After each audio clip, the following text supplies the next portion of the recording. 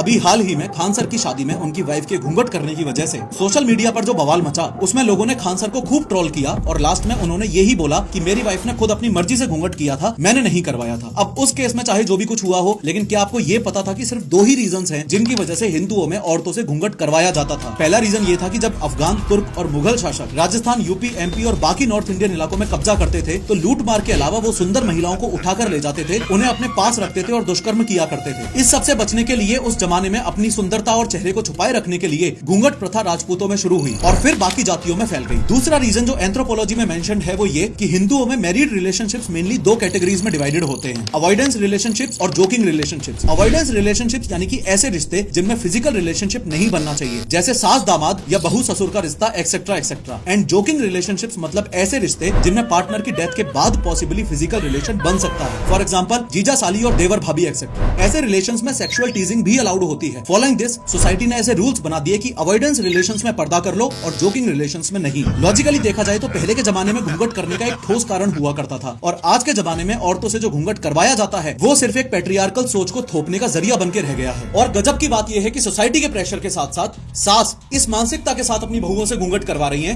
कि हमने सहा था तो तू भी सह।